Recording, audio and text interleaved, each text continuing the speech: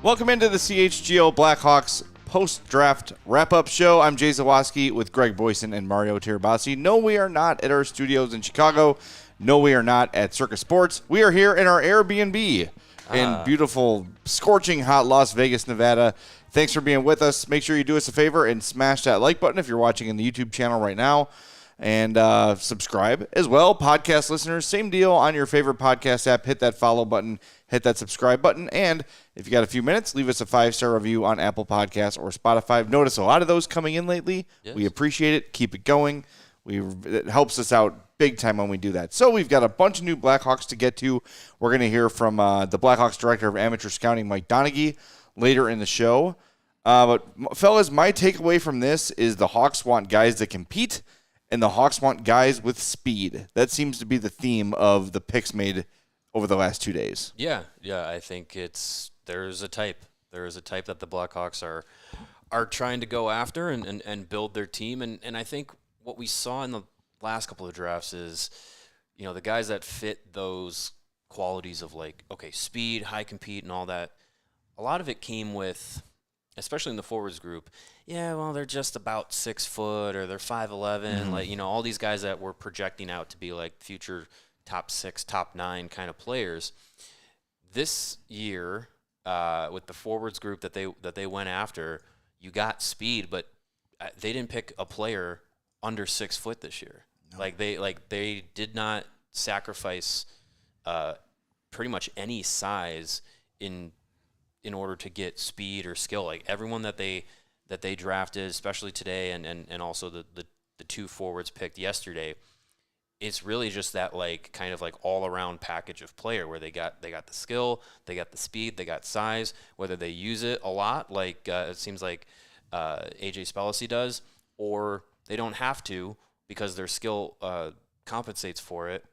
I think it's something that the Blackhawks are trying to do is blueprint these type of players so that when the majority of the guys that were drafted in the last 3 drafts hit the NHL, it is a complete team effort.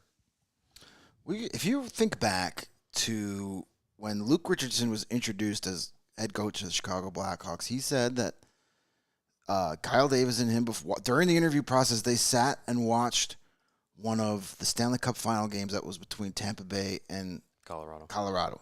And those two teams are big mm-hmm. and fast. Mm-hmm.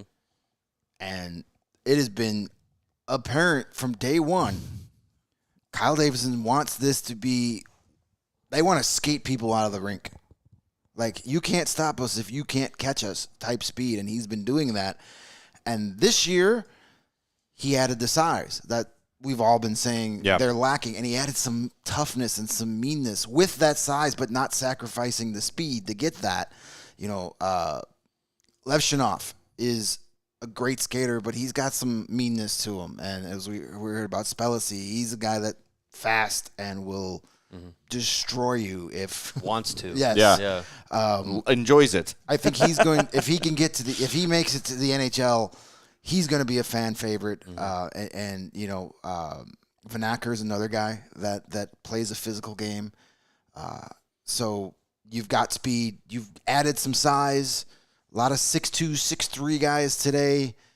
You're filling the holes. You already have the speedsters already. Guys like Frank Nazar and Oliver Moore and Roman Kanserov and Nick Lardis. Paul Ludwinski. Mm-hmm. But what do those guys lack? They're not very big. Yeah. They're 5'11". They're almost all under 6 feet, maybe right at 6 feet to top it off. Now you get 6'2", 6'3", speed. Physical play. Mm-hmm. Again, to build an entire team takes multiple drafts, and you target certain things each year. And, they're obviously very happy. We'll hear from Mike Donaghy here in a few minutes. They're very happy. Well, yeah, Kyle Davidson said yesterday, it's crazy. Mm-hmm. We got everyone we wanted. Right. I mean, it's take that however you want. But, really? That's amazing. Not everybody, according to Pierre LeBrun and then Lassen Powers. Not everybody. Let's get to that later in the show. I want to spend some time on that for sure. But if the goal was, I'm not going to give this draft class a letter grade because it's silly. because we don't know who any of these guys are. Yeah. No, you should do it. I'm not going to. I'm not that guy. Charlie Meliodas gave everybody D's and F's yesterday. Well, he's a jerk. For those that don't get the joke, Charlie was tweeting out the draft picks, and he would do like their position, but it was like C, F, D, and it looked like he was rating every pick. He hated the entire like, damn, draft. that was a rough review by you, Charlie. He should have been in our chat last night. He would have fit right in, hating every pick. But I'm not going to give the draft a grade because we don't know who any of these guys are going to be. You give the draft a grade 5-10 years from now, right? When you see what's come of it. But if, and I shouldn't even say if, I'll give Kyle Davidson an A because he went out and got exactly what he was looking for. Yeah, everybody he wanted. Everybody, top to bottom. One through 8 on their draft board, they got each and every one. Like, crazy. It's like the rest of the league is pissed off to take the guy he wants because they don't want Kyle to get mad at him. He'll bite their ankles. It's understandable. But like a spider monkey. But obviously, we know the type of player he was targeting, and that's all he drafted. So as far as trying to accomplish what you set out to do, I'll give him an A. As far as what his draft class turns out, we'll get back to this in 2029, and we'll see how it turned out. Well, by the way, there are a couple of people that did give grades. Pronman and was Wheeler the other one? Chris Peters. Chris Peters. Both gave the Hawks drafts an A, so take that for what you will. And I think we make a lot out of, best player available. And when you're looking at a group of hundreds of prospects, I don't think it's not picking the best player available if you're looking for traits too. Like if that's your tiebreaker, because like you said, Greg, you've got prospects you like coming into this draft, but they're on the smaller side. So you say, okay, for me, the tiebreaker here is going to be if a guy is bigger and more physical, and that's and those boxes have been checked. So it is a little bit drafting for need, which is okay as long as you're not going way off the board and saying, I need a giant defenseman. And you go 30 picks, where you shouldn't go to just get a guy because he happens to be tall. Yeah. But as you're evaluating and slotting these guys, you say, look, this guy's got 2 inches and 30 pounds on the guy we got right below him. Fine, that's the pick. And when we talk about building a team, this is what we're talking about because not all of Ludwinski and those guys are going to hit. Not all the guys picked this year are going to hit, but you hope that 2 or 3 from this class and 2 or 3 from this class all hit and then come together and form a team with speed, size, scoring ability, physicality, and then you've got 4 forward lines and 3 defensive pairs that are able to be kind of all everything and be able to adapt. That's what Florida was so great at, is their ability to adapt to any play style. You're going to come at us fast. We're as fast as you. You're going to play a shutdown game. We're going to outwork you. We're going to get to the front of the net. We're going to win that way. That's what the great teams have. It's what the Blackhawks dynasty teams had. They could adapt to any play style. And when you've got variety of prospects in your system, it makes that a much easier thing. And then as you go through the years here and it's time for the Hawks to start competing, they can say, okay, well, our physical right wingers have not really panned out. So who's here in free agency? And then you fill those gaps. Then you fill those needs. And I think the approach is sound. And look, like I said it after last night's show, I left round 1 a little bit like, all right, I didn't expect them to take some of the guys they took. They weren't guys I was super familiar with. Like Boisvert and Vanacker were guys that I had kind of seen peripherally, but I think we all get our biases, and we focus kind of more on the guys we want them to take, and we're really read up on Michael Hayes, and we're really read up on Demidov or whoever it might be, and then it's not them, and you're kind of like, oh, no, I don't really know, and it's kind of a feeling of, well, I'm not really excited, but the more you read about the draft class, the more reaction you see from the people that do know what the hell they're talking about, the better you feel about it. And when you, I'm really long-winded here, sorry, but when you grade the thing as a whole and you see the approach, you're like, yes, this makes a lot of sense in the context of what the Hawks have and what they need. Yeah, and I think, you can say like, oh yeah, maybe the physicality aspect of it from a player or the size aspect is a determining factor, and we'll hear from Mike Donahue here. He says that's not necessarily like they're not going in saying, well, we need exactly this size player. They're saying if they have all those other measurables, those characteristics, then that's a plus. That's good. But talking about best player available. It's who the Blackhawks feel for what they're looking to do is available. I know you talk about best player available. You look at all the different draft analysts, mock drafts, big boards, all that stuff. We have our own preferences. The Blackhawks are the ones that are the ones making, the picks, and they're the ones in the building, sending their scouts all over the world to go watch these guys. And they said, was it yesterday? Kyle Davidson said that, they had seen Vanacker about 7 or 8 times because Nick Lardis was on Brantford, and they would go out and see him. And then he said that they actually went to go see a game for Lardis, checking on him. He had gotten hurt the day before, so he ended up watching the game. I can't remember if it was with Davidson or with the scouting staff who was there. And then they were talking about Vanacker during that game, and with Nick Lardis, his line mate and teammate. So it just kind of goes into like, who do they feel like fits what they're trying to do? And maybe the determining factor is, okay, both these guys are the same size, both these guys, grade out equally with their skating ability, their work ethic.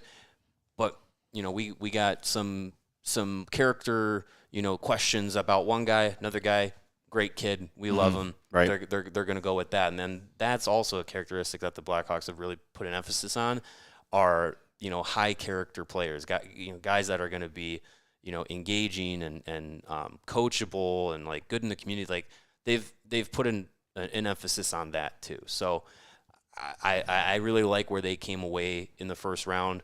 And today I think they got guys that fit those traits. And yeah, I mean, looking at trying to mimic Colorado and Tampa from the past 2 years, and then look at, like you said, like Florida, like those are the kinds of teams that get deep in the playoffs, that get to Stanley Cup Finals. They want to be hard to play against, and those 3 third-round picks are all going to be hard to play against. The 2 forwards taken in the first round will be hard to play against. They're going to be fast. They're going to be. Scott Wheeler of the Athletics said Levshunov's going to be hard to play against too. Yeah, exactly. Yeah, but like Scott Wheeler of the Athletic, who's been on the show, said, I think the Blackhawks chose the 3 fastest players in the draft all in the 3rd round. So and he said they also got the 3 fastest players in last year's draft class too. So I mean, yeah, speed kills, and we'll find out. Obviously, not all these guys are going to be Blackhawks one day, but there's definitely a type. Well, we got to figure out if the speed is Athanasiou speed or Pavel Bure speed. Because speed is not always helpful when you're just falling down. Well, I mean, yes, having some finish will help. Honestly, jokes aside, though, if one of these 3rd-round picks turns into a more physical version of Andreas Athanasiou, you'll take that. Somebody with 20-goal potential, massive speed, the offensive ability. That's a win in a 3rd-round pick, as much as we joke. If you get a 3rd-round pick to the NHL for an extended period of time and he's productive, that's a win. Yeah, exactly. Like it's, people say, oh, you drafted this guy in the 2nd round, but he's projected to be an average NHL player. That's a win. 2nd-round pick. That's a win. Yeah. Yeah, you can get stars in the 2nd and 3rd round, but those are few and far between. If you just get everyday NHL level, replacement level player out of those picks, that's a successful pick.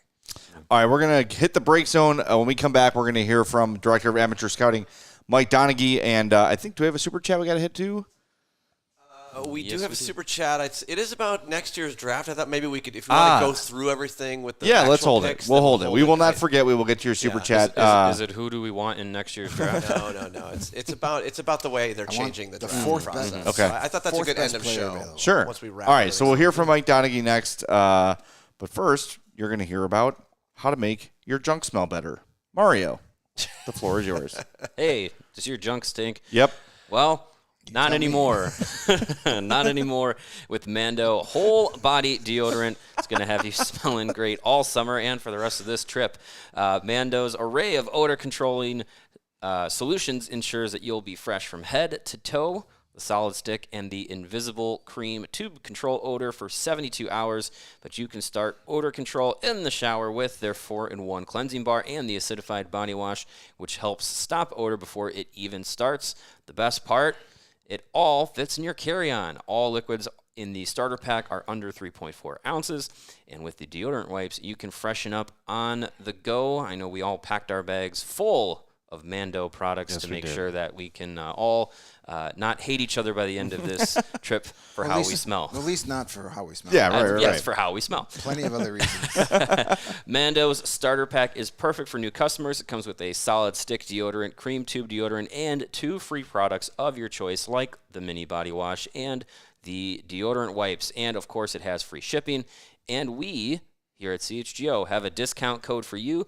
Help get you hooked on your favorite smelling whole body deodorant on the market. New customers get $5 off the starter pack with our exclusive code CHGO, and that equates to 40% off of your starter pack. Use the code CHGO at shopmando.com. That's SHOPMANDO.com. The link is also in the description. And I have to say, we've made several trips together as a show, and I don't hate you guys any more today than I did before we left. Yeah. That's so sweet. Yeah. And hey, Feelings mutual, jerk. since it's hot outside and you're covered in Mando, don't be afraid. Step outside. It is grilling season. Get your pork. People who are active, and also people like me, need more protein than the average American. In fact, the geniuses at the Academy of Nutrition and Dietetics, the superstars at the Dietitians of Canada, and the heroes at the American College of Sports Medicine, they all recommend 1.2 to 2 grams of protein per kilogram of body weight per day for athletes, depending on training. So, for a 150-pound person, that's about 81 to 136 grams of protein per day. One 3-ounce serving of pork provides 23 grams of high-quality protein that can help active individuals build and preserve muscle. The International Society of Sports Nutrition recommends that people who are involved in a general fitness program or who are interested in optimizing their health eat low-fat, high-quality sources of protein, and that includes lean cuts o' pork. Our friend Grillin' with Dad was at the offices a couple weeks ago making up that, that was so good. Those little pork bites. It was so good that they didn't come in while we were doing our show to give us the sliders. Oops. Oh, well. Elevate your protein game with lean pork, a powerhouse of natural goodness. Savor the flavor, savor the gains, and celebrate any occasion by enjoying the best pork produced by Illinois pig farmers. From your sausage and bacon for breakfast to pulled pork or juicy chops hot off the grill, it's an entire season dedicated to pork and the people behind the product, paid for by the Illinois pork producers. Generations of commitment. All right, so once the draft wasn't over. The Hawks were done. Mike Donaghy came to they call them the interview pods up on the 5th floor of the Sphere and shared his thoughts on the draft class. Let's hear from the Blackhawks Director of Amateur Scouting, Mike Donaghy. You like guys who are fast? Yeah. A couple of you guys. I got a few texts saying that we're trying to build the fastest team in the league. So, yeah, for sure. They those 3 guys can really skate. That's probably their main attribute. Added some size with it. 2 of the 3 are right shots. Play the wing. Competitive. But yeah, fast, speed, skating is probably their main attributes. Every year I ask you to go through one by one. I feel bad every time. No, happy to do it. John Mustard, 6'1", played in Waterloo, going to Providence. Leads with speed. He had almost 30 goals in the USHL, which we think's a hard league to score in, and he was able to do it. We love that he's going to Providence to play for Nate Lehman. Nate's had a lot of success in the college level with national championships and winning medals in the World Juniors. So we really like the way he coaches, teaches his guys attention to detail. AJ Spellacy, I'm sure you guys have talked to him, but he's a freak of an athlete. He had 5 football scholarship offers after sophomore year of high school. He was a defensive team captain, leader. Skates, awesome skater, competitive in Windsor. Not a great team. He was on the penalty kill there, first guy over the boards. Got a lot of his opportunity for offense through speed. Competitive kid, plays with some bite. Again, probably a little bit of a long road with him. He chose 2 years ago. He chose to go the hockey route. We're from a football family, and so he's a little bit behind the curve in, I guess, hockey experience. But he's going to be a good player. And then Jack Pridham, again, another guy on a little bit of a long road. He played at St. Andrews College last year, where the Dean Letourneau played, where the Bruins took in the first round. And so we've got some history with him through Jimmy McKellar. And I think he had close to 40 goals last year in the season, went out to West Kelowna this year in the BCHL. I think he had 20-plus goals. But he can skate, kill penalties. We really like that he's going to Boston University because of their strength program. Their coaches, we obviously have Ryan Green there, Vlasic was there, Comesso was there. So good pieces. After that, we took, he was Joel Svensson. Joel Svensson has been through a draft. And that was our Swedish guys, Matt Selin and Nick Blomgren. Again, he fits our traits. If you watch him, I haven't seen him live. Those guys have. Colin Frazier saw him live, but his skating, he had 24 goals this year, 6'2", another right shot. Really good character assessments coming back from his current coaches. He signed to play in the SHL next year. Whether he plays up there on the Allsvenskan, they'll determine that.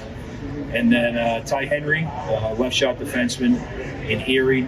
Again, the guy that you guys 3 years are probably sick of me saying it. He can skate. He's more athlete right now maybe than hockey player. But we've got time to develop him in that range. He'll go back to Erie for probably the next year or two, and then we'll determine what he is. No goalie this year? No goalie this year. We considered it in the third round. But we just felt with Comesso, Guyan, and then there's a good goalie group next year. And we just thought that to get some speed up front, some bigger forwards, that outweighed the goalie position. Are you feeling comfortable taking guys with maybe a longer trajectory because you already have so many forwards in the system already? Yeah, I mean, but they're all different, right? Not like I said last night, like we're not naive enough to think that everyone's going to play, so we're looking for certain things that we like. Skating, we won't look the other way on, as you guys know. So we just, and they're all not going to play at once. They'll determine who plays and who doesn't play, and Spellacy, you have to sign in 2 years because he played in Windsor. Van Acker, you got to sign 2 years because of the CHL guys. And so I think we got a happy blend of even Mustard and Fredo. We can take a little bit of a longer path with them. And Fredom's going to go back to West Kelowna for 1 year and then go to BU. Is there something about the USHL as a development league and how it's grown that you guys value? We value traits, right? And wherever those guys play, they play. Like it just happened this year that we got 3 guys out of the USHL. I know the last couple of years with Nazar and Moore out of the U.S. program, I really don't consider that the USHL just because the league will probably yell at me, but they play a college schedule, international schedule, so they're a little bit of a mixture of both. But it's a really good league. And I mentioned last night, Kyle Connors, Brock Beshers, those goals have been able to translate to the NHL. Speed's been able to translate to the NHL, and it's a really good league. So do you think, in the rebuild, do you think this moves the needle, or is this another way that you want to maybe after the Oliver Ward is gone? Say that again, sorry? I said, do you see this as a long-term wave in the rebuild, or something that can help spur the rebuild? They'll determine that. Some are further along in the process than others. But I'll just, again, I stick to the stuff that we like, and Kyle and Noam, they can figure out who's ready and who's not. You talked about AJ's about his athleticism. You talked about his physicality being something he even likes more than his speed. Is he kind of being more in that sense where he got this speedy, fast kid who's really physical and also said pattern his game after Tom Wilson? Yeah, if he fights like Tom, then that's a bonus, I guess. He has fought. He's comfortable doing it. He's a very physical kid. I think that comes from the football background. He played on both sides of the ball in football, so he's used to contact, and he's competitive in that sense. But he'll get right in there around the crease in the board battles, and that's one of the things we like about him. Does he go in front as well too? Yeah, he's not a shy player. When you do watch him, the first thing that will stick out will be his speed. But when you break down his game, he's not shy at all. He's a big body that's comfortable in hard areas. Were you surprised that guys like Mustard and Zawaski dropped you where you're able to take them? Yeah, I mean, I guess everybody cliche says, we never thought the guy would be there. But, I mean, Mustard had a higher rating. So we were we weren't anticipating him being there at 33, and then, not 33, what was it, 66, whatever we got him, 67. And then, obviously, Pridham, we traded back in to get him because we just thought that the speed and the size would be gone. So a little bit shocked, but we stuck to where we thought guys would be in fall. Pridham said he's training with the Leaf staff. Is that fine? Oh yeah, I mean, no problem. I mean, I don't think there'll be any tampering or any of that stuff. His dad works in the Leafs front office. When he played in West Kelowna last year, he lived with Garth Malarchuk, who works on the Leafs staff. He was a runner for the Leafs. Like, he's always just known the Leafs, but I don't know if it's the Leafs trade good players, so that's fine. What role did the analytics staff have in the draft this year? I heard that they were taken into account pretty significantly. Yeah, they've done a good job with pick probability. So when we're down at the table, guys that would be there in certain ranges, some guys that may slip, they do a really good job of giving myself and Kyle information that maybe sometimes the scout's eye overlooks as far as strength of leagues and how that translates from league to league around the world. And they have some good opinions. How do you sum up the last 3 drafts when you figure out where you started in the rebuild to where you guys are at now? Happy, excited. I mean, I think we've added to a prospect pool that's vastly improved in the last 2 drafts. I think we added a lot of depth to the depth that we already had, and I think getting Artie last night is not necessarily. We didn't, other than Sam Renzel in our prospect pool, we didn't have a lot of right shot depth. But we've continued to add skating, size, competitiveness, different pieces. Was size more of a premium this year?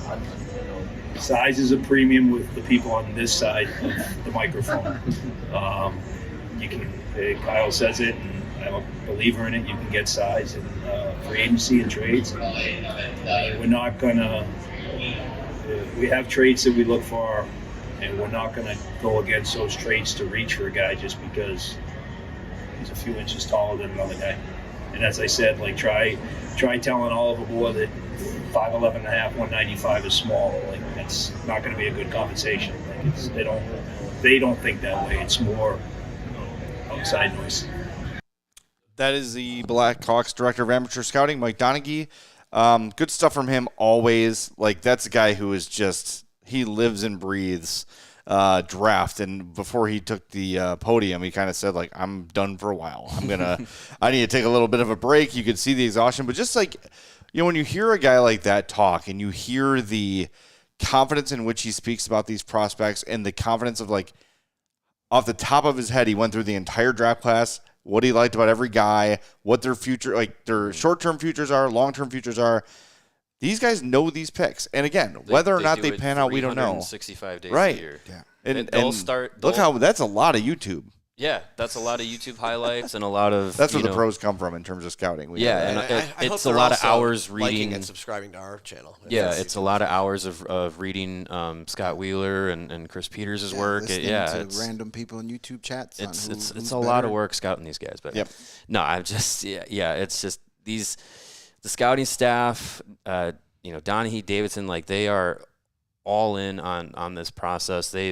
I'm sure they already have, watched a couple guys for next year's draft, and they're going to get into that already, in the next couple of weeks here as they're going to start getting into those. It's a whole process. This is that staff's Super Bowl, and I think with the Blackhawks this year, I think they did a really good job. I think I can't come away from this draft too upset, and there was an opportunity for it to get really crazy at the top of the Yeah, draft. let's talk about that next. Absolutely. By the way, we got a lot of people watching. We really appreciate it on a Saturday afternoon. Awesome stuff from you guys. So please do us a favor. Hit that like button for us if you're watching us on YouTube. And please be sure you're subscribed to our YouTube page as well. And we should tell you soon about our new shirt design that we just launched at CHGOLocker.com honoring the Blackhawks' most recent Hall of Famer. But first, we're going to hit the break zone. And you know that Mike Donahue needs to choose chill right now. It's been a crazy couple days, crazy couple months, crazy couple weeks. He is ready to chill, and I can just see him now, poolside at Circa, putting the feet up, cracking open a nice cold Coors Light, and choosing chill, because there's plenty of opportunities and chances in life to make things better by choosing chill. Grab every opportunity to choose chill, then reach for a refreshing Coors Light. It is mountain cold refreshment. When those mountains turn blue, it's as cold as the Rockies. Coors Light is cold lagered, cold filtered, and cold packaged for a smoother finish. When you embrace a chill mindset, which we need to do because we turn the air off in here. Oh, my God. And my Lord, I'm going to put a Coors Light in my pants. You said the pool at Circa with the Coors, and I was like, give it to me now. The Mando is being Tested. challenged right now. It's a good time to choose chill and crack open a Coors Light whenever you embrace a chill mindset. Like I said, mountain cold refreshment, crisp and refreshing, is the Colorado Rockies, who fell victim to the White Sox today. Make the most out of the times you choose to chill. Choose Coors Light. Get Coors Light delivered straight to your door with Instacart by going to CoorsLight.com/CHGO Hockey. Celebrate responsibly. Coors Brewing Company, Golden, Colorado. Ladies and gentlemen.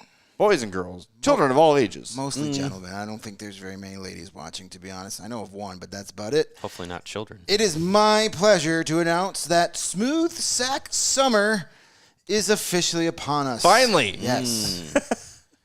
When you're playing in the summer sun, make sure you're groomed from pubes to bum. Thanks to our friends at Manscaped, you can make this season your smoothest yet. The Performance Package 5.0 Ultra is the ultimate bundle to keep your boys downstairs cool while looking hot. Join the 10 million men worldwide who trust Manscaped with our exclusive offer. Get 20% off plus free shipping when you go to manscaped.com and use the code HAWKS20, Hawks20. Summertime and the trimming is easy. The Manscaped Performance Package 5.0 Ultra has everything you need to prepare that summer bod. Every man knows how scary it can be when going for the close shave below the belt. You get the nicks, the worst kind, even worse than the ones from New York. Ooh, that's why that's why I trust Manscaped for all my sensitive areas. You're going to find the star of the Performance Package is the Lawnmower 5.0 Ultra. Their 5th generation trimmers features two interchangeable next-gen skin-safe blade heads, a standard one for taking a little off the top, and a new foil blade to go smooth wherever your heart desires. There's also a little LED light on it to help you find those little dark spots that may come up. And did I mention the trimmer is waterproof too? The beach, the lake, the shower, anywhere you want to get arrested for shaving your balls, you can do it with Manscaped. So, I can say no more. I can keep talking about Manscaped, but I'm not. Because No, please do. No. We've got draft picks to talk about. Most of them don't need one of these yet. Get 20% off and free shipping with the insert code. When you use the code HAWKS20 at manscaped.com, that's 20% off and free shipping with the code HAWKS20 at manscaped.com. It's smooth sex, summer boys. Get on board or get left behind. All right. Can't wait. Done. Well, not yet, but it will be soon. Mario and I were walking in this morning, and we were our bus was also getting let off as some of the prospects were walking up, and those children look. They're children. Baby face.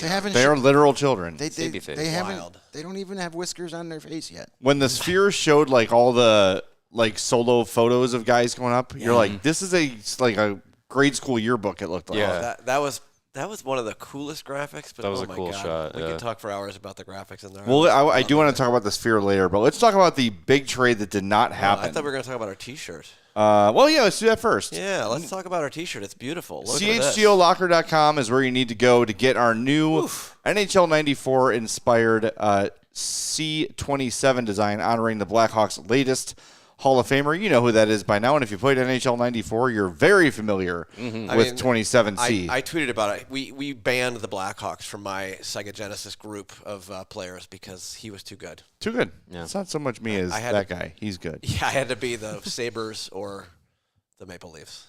Ooh. I like Jamie McCowan. Apparently, you don't like winning. No, it's Wendell Clark. Yeah, McGillney. Speaking of Hall of Famers. I mean, that was certain. Anyways, go buy it. It's He'll beautiful. get his Hall of Fame shirt eventually. Yeah, so CHGOLocker.com is the place to go. If you're a diehard, you're going to save 20% on that shirt. If you're not a diehard, guess what? Good time to become one because then that shirt becomes free or whatever shirt you want from CHGOLocker.com. So become a diehard today.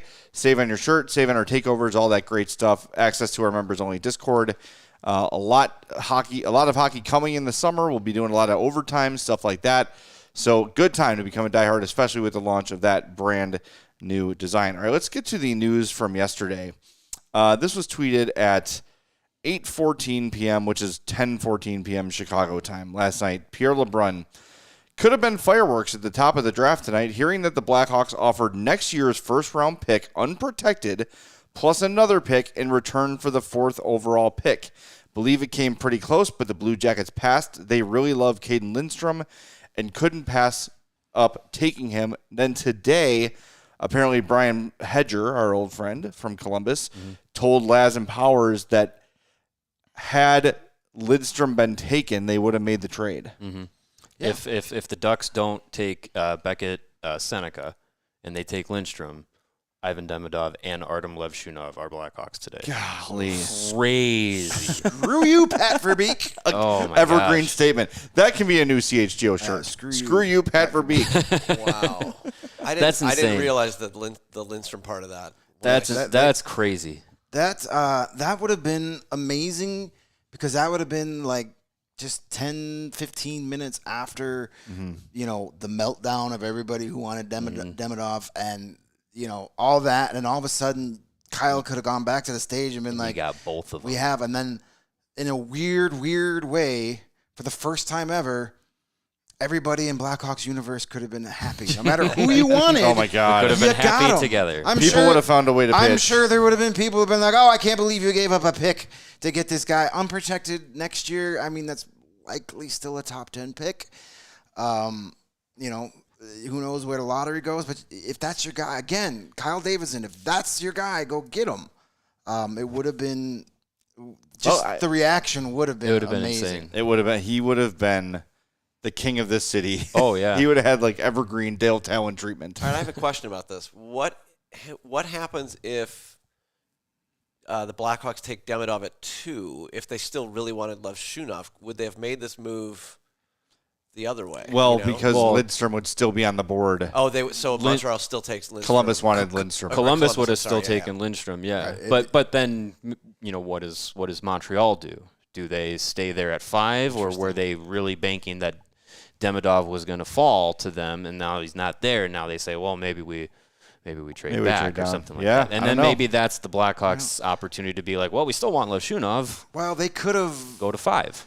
Who knows? They could have lost that double because who knows? Maybe Pat Verbeek takes Levshunov there. They need a defenseman. They don't have they traded away Jamie Drysdale, one of their young top defensemen. Maybe they took they took Levshunov first because they were worried that he wouldn't be there at 4 if they tried to pull that off. But it all came down to the Blue Jackets' love for Caden Lindstrom. And again, if that's your guy and you love him, you've talked yourself into him so much for the last 2 months, you're not going to budge. Man, screw you, Pat Verbeek. That would have been so much fun. That would have been awesome. That would have been so much fun. Our stream would have been wild. Oh, my God. Oh, yeah. I mean, the hockey world would have exploded. And then it would have been somehow getting crazy. 2 out of the top 4 picks, but yes, you give up your unprotected first next year. You still have another first next year anyways. Yeah, right, you do. And look, there's a chance that could be, depending on how free agency goes, and we'll get to that here in a little bit. That's still going to be a good pick. Even if the Hawks improve significantly, it's still going to be a top 10 pick next year, very likely. Very likely. And I wonder what the second pick offered was, and I just wonder, if Kyle Davidson said, what is it going to take to get this over the finish line? Like, would you have done next year's unprotected 18 and so, like how far are you willing to go?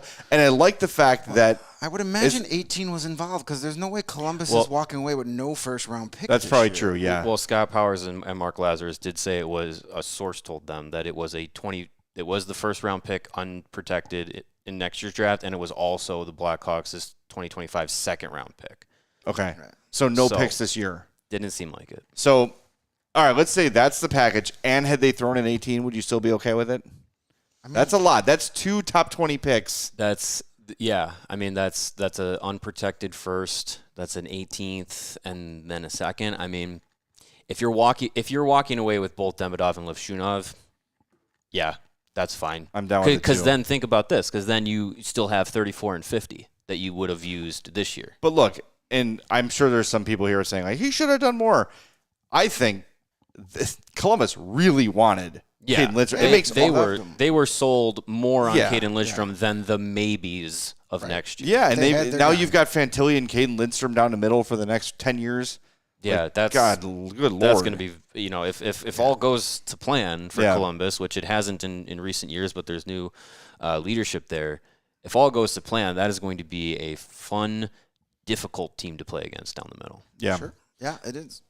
That would have been an amazing trade. It would have been a fun moment. I think, the two of us on the air would have been like, "Wait, what?" I had a very vulgar term for what I would have done yesterday, and I won't say it on the air, but I think lots of people would have had that same vulgar. reaction. Yeah, but it's the truth. It would have been an amazing moment. Would have made the stream interesting. As I always say, it takes 2 general managers to make a trade. Mm-hmm.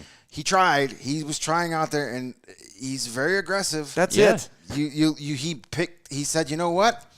I think Vanacker's better than anybody I can get at 34 and 50, so I'll give up those picks to get my guy. Make sure you get your guy. And then got an extra third-round pick today. But look what he's done. When he took over the job, he had, for these first 3 drafts, at the time he took over, he had just 2 picks. None in 2022, and just his own picks in 23 and 24. And since then, he has made 8 first-round picks in his first 3 drafts. 3 drafts. He's acquired 6 first-round picks in this short period of time. Well, that's how you and he has another 2 next year at this point. He could have, at right now, if everything stays pat, 10 first-round picks in 4 years.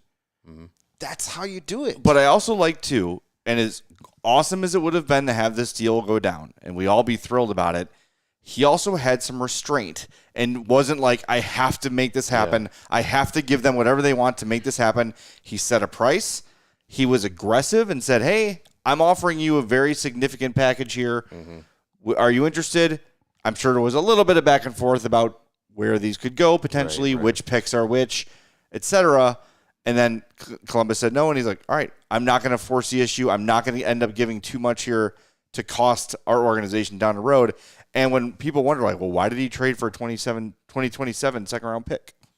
Now you're seeing is he's compiling these assets, so if he has something like this, he's got the ammo to go get it done. Now, like Greg said, it takes 2 teams to make it happen, but the aggressiveness is there. We've seen him. We saw it last year trying to get up and get Oliver Moore. No one bit.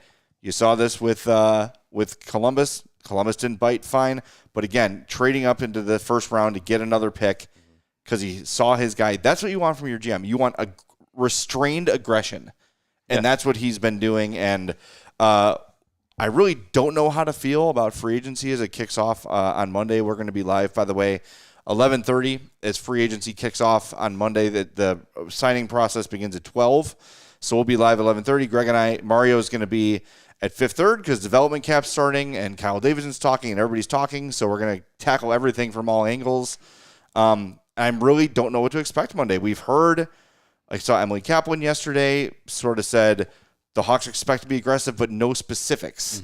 I haven't seen many names tied to the Blackhawks aside from a month ago, it seems, when Elliot Friedman said Jake Gensel. And now with Gensel, we're hearing Tampa. Maybe like there's a lot of weirdness going around Tampa's right trying now. to do something. And it looks like it's actually going to happen. Julian Breezeball, the Lightning GM, today announced that they are letting Steven Stamkos pursue free agency. So it feels likely that Steven Stamkos, despite Tampa freeing up almost $12 million in cap space, is going to test free agency. He could test it. That doesn't mean he's not still signing in Tampa. He knows the offer for he has knowledge. He knows the offer Tampa's given him. He can go out with free agency, and maybe he's not getting anything close to that. And he goes back and says, "Hey, before you sign Jake Getzel, let's do this. I loved you guys this whole time." All right, I see a lot of Craig Button love in our chat the last couple days, today and yesterday, and I love Craig Button. Of course, he was awesome. Awesome guest, awesome guy, he was great eye for hockey. But a lot of people say, well, Craig Button had Levshunov as his third best defenseman. Why did we take him? Okay, and I'm going to do this with all deep respect because I do enjoy Craig Button. But as his time with the Calgary Flames general manager, here's some of the things that the great hockey mind Craig Button once did. Put future Hall of Famer Martin St. Louis on waivers, and Tampa Bay got him for nothing. He also traded away J.S.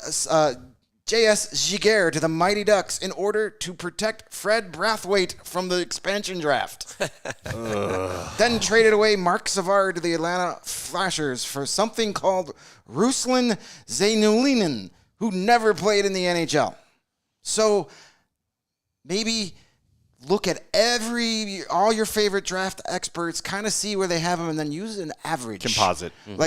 As much as I love Craig Button, he shouldn't be the only guy you depend on religiously but he fits for my his narrative. ideas. Yeah, it's confirmation bias. It's you are finding what you want. You want someone to tell you think Levshunov sucks. You found someone to tell you that they don't think Levshunov's great. You found it, so that is the only person you will listen to. We all do that. Everybody does that. Right. It's totally normal. We did it.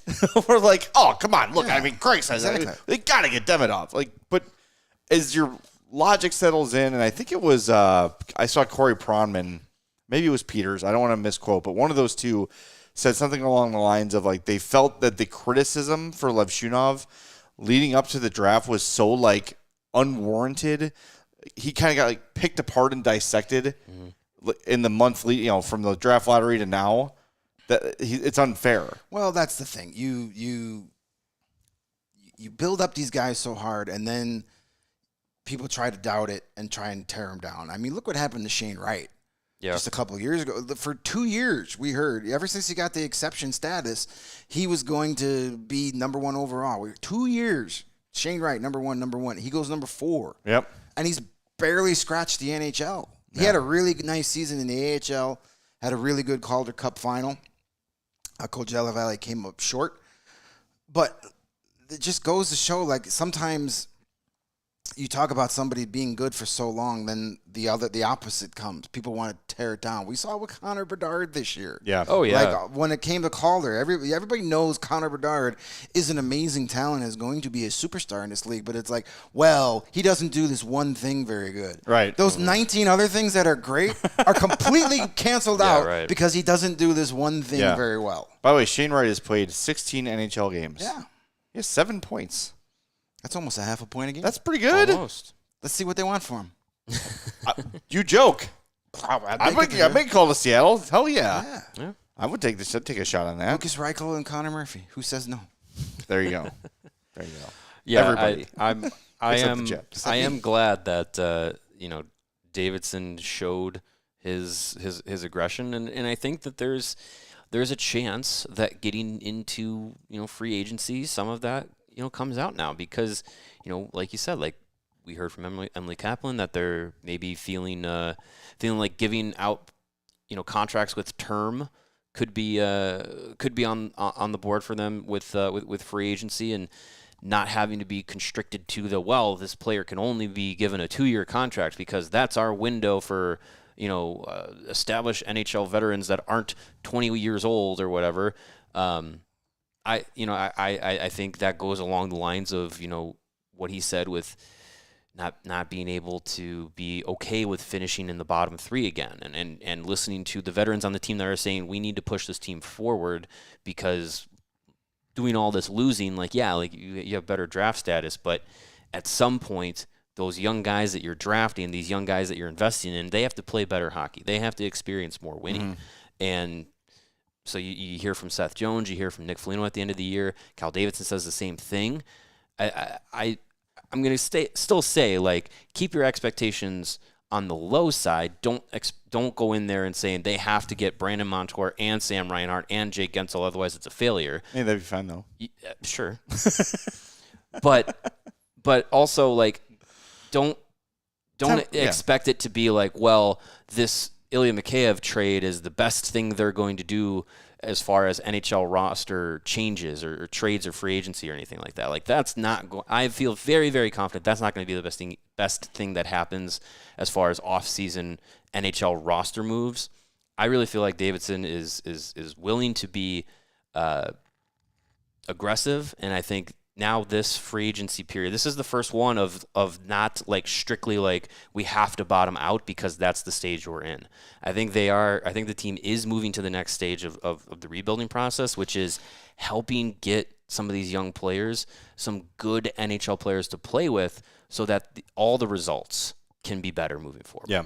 Yeah, and, this free agent class isn't, the greatest ever, but you never know what's going to come up in a trade. Like, Mikhail Sergachev got traded today. That came out of nowhere. That was cool. Nobody knew that was going to happen. Logan Thompson was heading to an autograph signing, and then they said, you probably Your shouldn't ass is sign traded. all those Hold on. Vegas jerseys. Let's get you a different picture to sign. He was literally at the Sphere signing autographs for Golden Knight fans when he got traded. Yeah.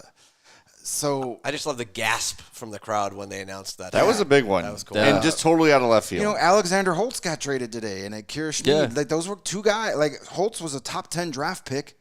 That was a guy that when there were some trade rumors involving the Hawks a couple years ago, I was like, let's see if we can get Holtz from them. Yeah. I still think he's going to be something along the way. And Schmid was one of their playoff heroes a couple years against the Rangers. Attaboy. You never know who's going to come up on the market. There could be a team that's going to look to cut some salary to go after a guy, and maybe that's where the Hawks swoop in and get somebody that was on nobody's radar. Anything can happen between now and Monday. Yeah. I'm sure it's not going to be, no matter what happens, I'm sure there'll be the detractors and people will be upset. Sure. But just let it play out and see what happens. The offseason, wait till it's over before you start declaring it a win or a loss. Oh, and speaking of that, at the end of the draft, if you turn the TV off, and boy, why would you? The Toronto Maple Leafs traded for the rights to Chris Tanev, which is a guy that we've talked about a lot as a Hawks target. Now, they traded for his rights. It doesn't mean he signed. But Darren Dreger is speculating Chris Tanev's going to get 5 to 8 years. Yeah, no. He's 34. No thanks. Nope. That exact statement is actually trending in Canada. He's 34. That is a Maple Leaf. Are you on Twitter.ca right now? No, but I'm a hockey person, of so course. I follow lots of Canadians. Did it replace? It was 3-1. At least for guys, now. I said yesterday, every offseason there is someone, looks like several this offseason, that are going to be incredibly overvalued. Yeah. And while Chris Tanev is one of the best defensive defensemen in the league right now, despite being 34, you cannot give that guy, especially the way he plays, a 5 to 8 year deal. That is that is a buyout in waiting. Yeah. I mean, even if it's gonna, and I don't think Tanev's in a position where he's going to be like, well, I'll take $2 million. No, it's not to be like, oh, well, if you give him 7 years at $2 million, then that works. It's not NHL 24. Like, he's still going to want the money that he's market earned. value. Yeah. That's why I wonder if Toronto can get it done. We'll see. Well, the reason you trade for the rights is because when you give him an extension as opposed to waiting till free agency, you have the option to give him that 8th year. It's the same as seventh year. No, Dreger corrected that. Oh, okay. Is it okay? It's a 7-year max, but I don't think the Hawks are going to give Sam Lafferty 7 years. But from what we heard from Kyle Davidson, what day was that? I don't even know what day that was. Thursday. It sounds like they're trying to get a deal done with Lafferty, so that's probably the next order of business here. 7 years, $70 million. Who says no? Certainly not Sam. Before we go, I do want to talk about the Sphere. Mm-hmm. I went in there with huge expectations. I've talked about a lot. I've been living vicariously through all the Dead and Company videos and just really wanting to go. It was incredible. If you have the chance to see anything at the Sphere, it was so cool. So immersive. I sent a lot of you get the video of the I did. trade It's alert. just that's just the trade alert. The trade alert was Scared the crap out of It me. was awesome. you heard it a bunch today. Yeah. And I was startled every time it happened. So a big puck would just go like on the screen, and if you look up in the sphere, you're actually like in the net. It's the Matthew Tkachuk view. Yes, exactly. And Law and I were sort of exploring at one point when there was a lull in the draft, and we went up to the. You were going in places you weren't supposed to. That's right. We were in the third floor. Stole Rod Brindamore's breakfast. I did. Yes, I did. We were in section 307, and the guy told us like the Statue of Liberty can fit Yes. in the there. sphere. Like that's How? how tall Really? it is. Yes, that's how tall the sphere is God. from base of the floor to top of the sphere. You Well, really the screen isn't the top of the sphere. It still goes. No, but a he's little saying bit it would there. fit inside the Inside. building. in Yeah, I in think that he said it building with was- the screen. I Yep. feel like he said it was like 365 feet tall or something like that. And, Yeah. Wow. let's see. I have that video. Maybe I'm overestimating how big I think the Statue of Liberty Probably. is. I I've think never he's seen it probably in saying it person. without the building underneath her, like just the statue Maybe. itself. Oh yeah. Maybe he yeah. meant the one that's in Vegas. Maybe. That could be. I don't know. Either way, the I've never the been to that scale crummy city, so I don't know. the scale of the sphere, like it's incredible. If there's any reason that you feel like you want to go there and see a show or a concert or something, an event there, do it. It's really cool. Here, I've got the video real quick. It's still like 3 seconds here. So. Yeah, it's very short. I just want to grab it while I could. Gonna startle me one more time. Give me a heads up so I don't poop myself 15th time today. It's just you don't even hear the You missed the horn. I missed the No, horn. okay, That's right, That's yeah. fine. But yeah, you were just in a net. It's so wild. It's crazy. Yeah, I just loved it. Some of the graphics that they had were just so detailed that you would think like, oh, just like on a TV screen. Yeah. You'd be like, oh, I wouldn't be able to see that. But even still, like with it being above you, like they had like the background was like a Yeah, it's like was a sheet was of like a ice. sheet of ice, and there were little cuts in the ice Yeah, from like it was, looked like you would look skate up like cuts. you're in a snow globe of ice, and you can see they did a It fantastic was awesome. job. It was awesome. It was such a cool venue. By the way, I mentioned this on the way home as we were driving home. Everybody there was so nice, so helpful, happy to be there. Like I don't know, the experience in Vegas has been great aside from the heat. But man, the Sphere. If you are coming here, just find some. They do a show called Postcards from Earth. Yeah. They do a couple shows a day where it's basically just hey, come in here. We're going to show off this. It's going thing. on right now. Yeah, we you had should to leave. definitely do it if you can. It We was should- amazing. Do we have to stay for the strictly an hour on today's show? Can we have a little extra? Because I feel like we have like stories it's from getting a little warm, but from yeah, the yeah, we do. draft. Yeah. We share a few stories. Sure. Okay. Well, yeah. I also we have super chats. And I super wanted to get chats, to, Yeah. yes. Should we talk about me walking into the wrong? Yes. So so last year in Nashville, right? Day 2 was probably starting at a normal hour, like about 10 o'clock. So we get there. There's a breakfast buffet. It's nice. We all ate together on top of a trash can when Must the have been Josh nice. Bailey news was happening. It was a wonderful time. So it started at 8:30 a.m. here local time in Vegas. So we're up at 7 o'clock. We got to go pick up some I was up at credentials 6. and head over. So we're like, all right, we'll just get breakfast taken care of at the Sphere. We get there, and it's like an empty cutting board of like fruit juice. Oh, it wasn't empty. There were still like 3 cantaloupes. There were 3 slices of cantaloupe, and then like an empty plate where bagels were, and then like just like pastries. Yeah. And it was like, this is breakfast. And not to say that it's a Sphere problem, but it was just like, oh, I thought it might be a little bit different. So when you came back to the table with eggs and bacon and hash browns and like And not enough for everybody. a nice little macchiato and all that, it was I was like, whoa, great, breakfast is served. Not so much. Yeah, I didn't think so. When I went up with Law, it's disorienting because it's a circle, so you're not really sure like where in the building you are at a certain time. And we went up a massive escalator to get up to 307, where we went to take the pictures from on high.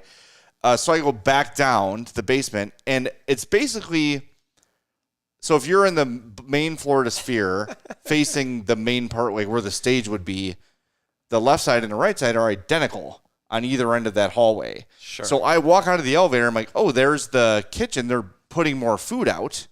So I elbow past Rod Brindamore and Elliot Friedman. I'm like, get out of here. I need some bacon and eggs.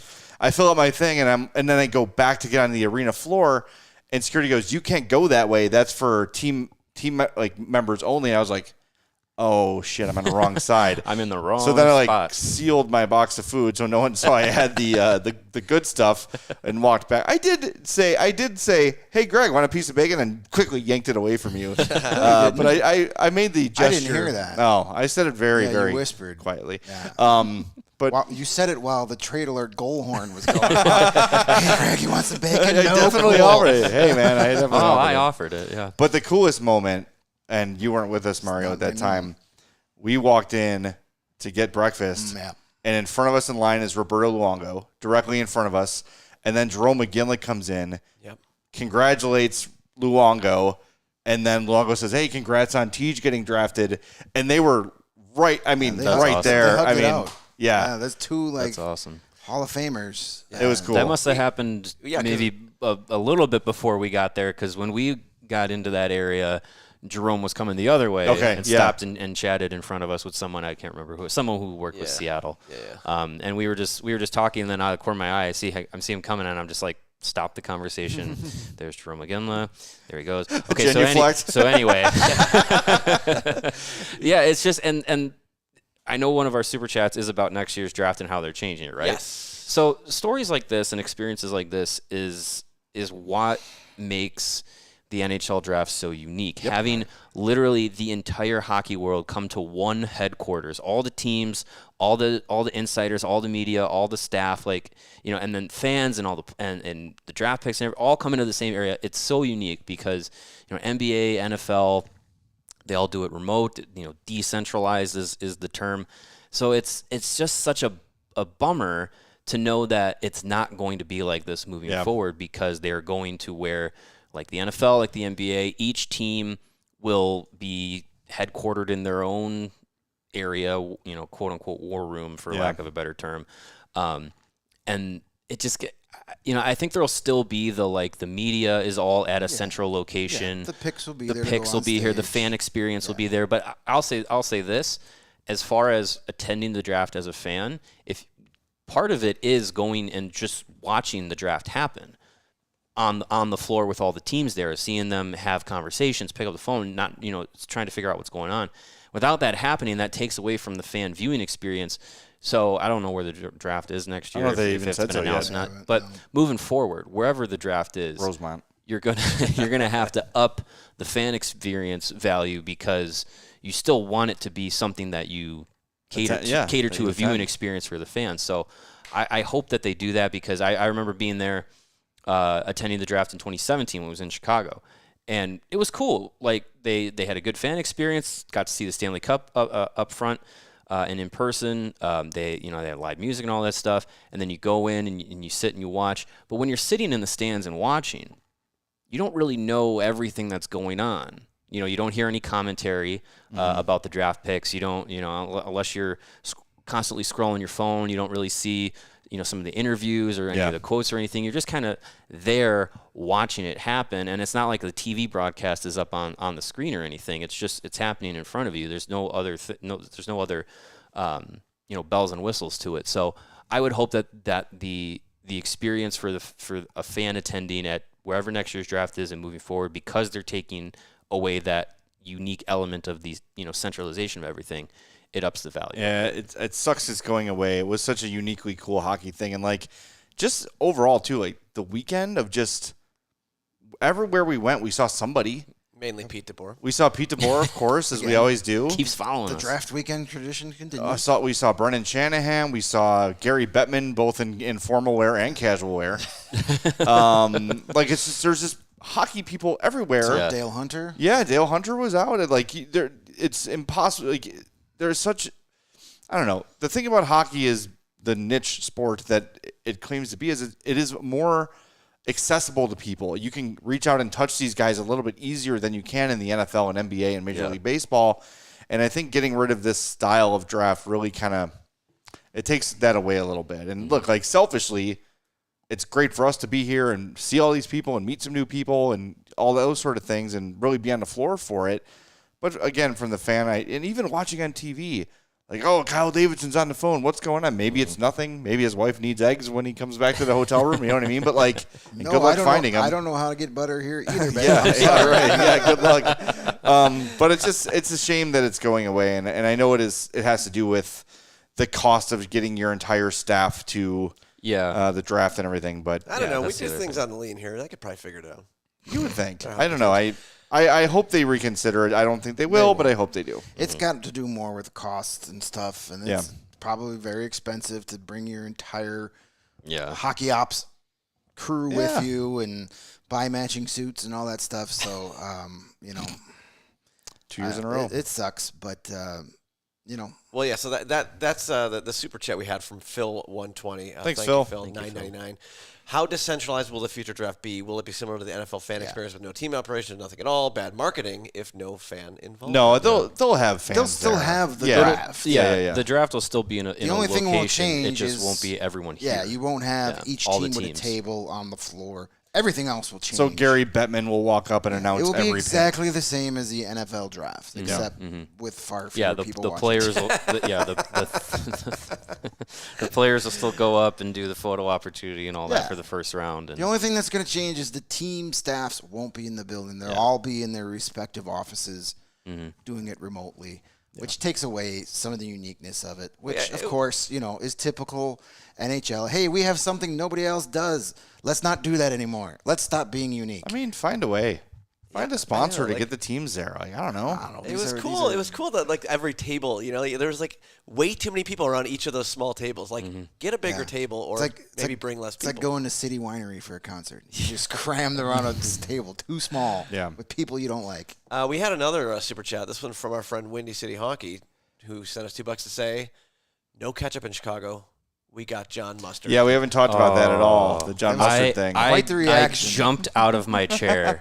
Quite the reaction. I couldn't believe it actually happened. It was funny. It was funny. And the reason I didn't want it, first of all, the words Hall of Famer John Mustard will never be uttered. And Clip second, the puns are already, Not it's with that enough. attitude. It's enough with the puns.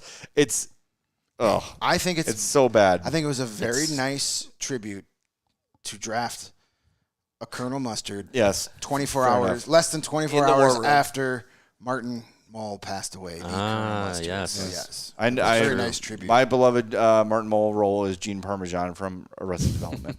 But yes. Anything else?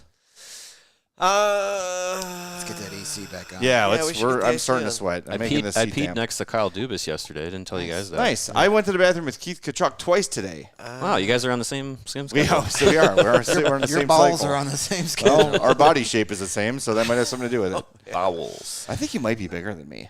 Oh, there's Is no he? doubt. There's no Come doubt. on. I mean, Yeah. he's a huge dude. There's no doubt. Yeah. I'm just saying. I mean, like he was a big hockey. He was like rotund. he was like your size when he played. I don't think so. He wouldn't get up and down the ice very except well. fit. Yeah, right. Except fit. Except in perfect physical condition.